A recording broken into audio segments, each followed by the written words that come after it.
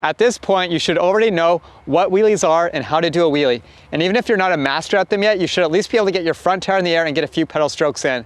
This is an essential beginner skill for getting your front tire over obstacles on the trail. And at the intermediate level, you should already have this pretty dialed in, or at least be comfortable trying it frequently. Now, the next level up from wheelies is manuals. That is the next step in the progression ladder. And manuals are a really exciting trick because they're your foundation for all things advanced. What a manual is it's a wheelie without the pedal stroke. So you're not using your pedals to assist you to get your front wheel in the air. You're simply just shifting your weight back and pulling up and finding that balance point immediately. The longer you can do a manual, the more control you have. Now, this is really practical as well, not only stylish, but it'll help you get through obstacles at a really smooth, stylish level, and you'll just feel really comfortable, and your bike control is gonna really step up on the trail once you have manuals dialed in. So let's jump right into manuals, and I'm gonna show you all the things you need to think about when you're starting to learn them. There's two key factors to doing manuals. Number one is finding that momentum, and number two is getting on that balance point. Now, the faster you're going down the trail, the easier it'll be to pop up your front wheel, but that also means it's easier to loop out and fall on your back, which can be pretty scary. So you really have to be comfortable at manuals before I recommend doing them at a high speed. However, when you're learning, you want to really find a nice pace where you're not going too slow, because if you're cruising at a really low pace, you're not going to be able to get that front wheel up and find that balance point, because even if you do get on the balance point, you're just going to get stuck and you're not going to be going forward anymore. Once you've found a speed you're comfortable with learning on, now I want you to try transferring your weight from the front to the back. The exact same concept as weight transfer with wheelies, except for you're not thinking about what your pedals are doing.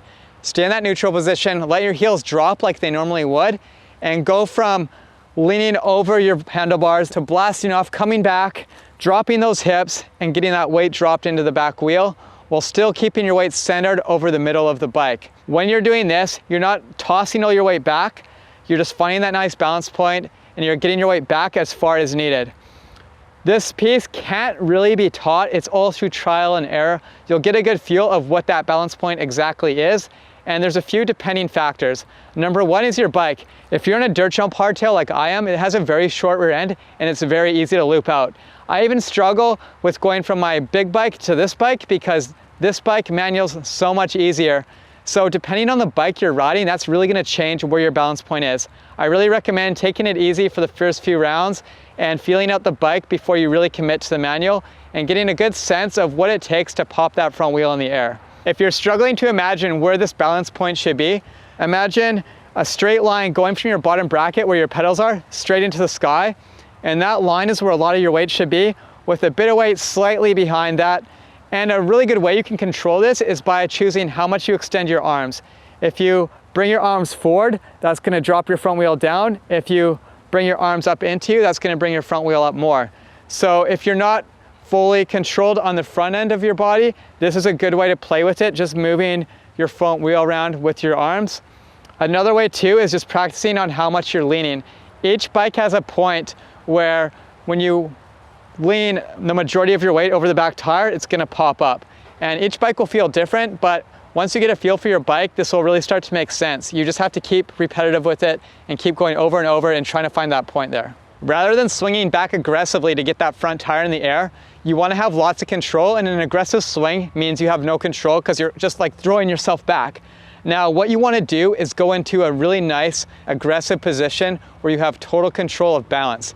What this looks like is imagine you're squatting on your bike, your knees are nice and bent, and then in order to pop up that front wheel, you kind of blast off, extending that squat and shifting your butt back and down at the same time. In order to not do this too hard and go too far back, try to stay in a level position, nice and even, and then use your arms to kind of guide your body weight. So if you're going back a little hard, keep those arms nice and extended. If you're not going back hard enough, then pull up with your arms a little bit and use that to kind of push more of your body weight to the back of the bike. But remember, keep your butt as low as possible, keep those heels dropped, and keep your center of gravity nice and low so you're as balanced as possible. Once you're in that balance point and you feel pretty good and you're locked in, remember there's room to move. You don't have to be locked into that position without any movement at all. It's not a rigid movement, it's a nice flowing motion. And often you'll see riders manual for a long distance, and while they're doing it, you'll notice their hips are pumping back and forth so they can maintain that point of balance And whether or not you're on a steeper hill or an uphill surface, if the terrain below you is changing, or if you're just getting a little off balance, you're going to need to be able to like work on the fly and move that body around and stay nice and loose. So what I recommend is have a really solid grip on your handlebars, be really well grounded on your pedals, but allow your elbows and your knees to move freely, stay loose in the body, and just allow yourself to move around while you're on that back tire. You're not going to be stuck in one position the whole time. You definitely have to give yourself some flexibility. The first drill you can try when learning manuals is practicing how far you can go. What I love to do is pick a point on the ground and tell myself I'm going to manual past that point.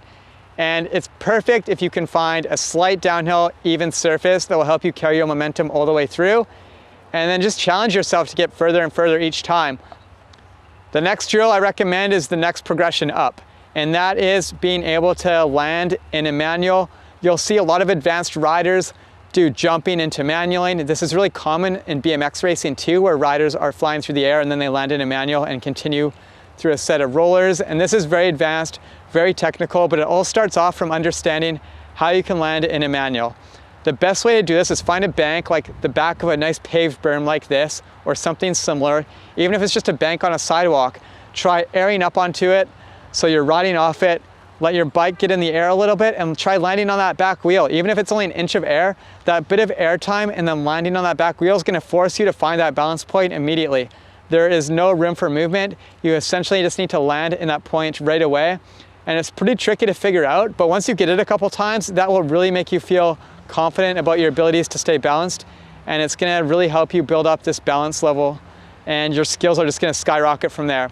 It's time to review some of the key things to think about when you're learning manuals. Number one, find that momentum. Number two, work on getting on that balance point and don't just lock yourself into it because you eventually will drop on your front wheel. Work on staying loose in the body, get strong grip on the bike, and allow yourself motion to move around. Number three, remember, it's not an aggressive swing back motion. It's a nice squat to extension to shifting that weight back and finding that point of balance. Remember, your arms can be just as useful as your lower body when you're squatting down and getting on that back tire. They're going to help you control not only your steering with your arms, but they're also going to help you with deciding where exactly that front tire is sitting, and that's going to help you from dropping it down too soon. And lastly, there's lots of drills you can practice. Get out there, see how long you can wheelie for, try different surfaces to ride out of and air out of and land on your back tire. And this will help you with understanding what sort of scenarios you'll be in on the trail when your front tire pops up and you want to keep it going.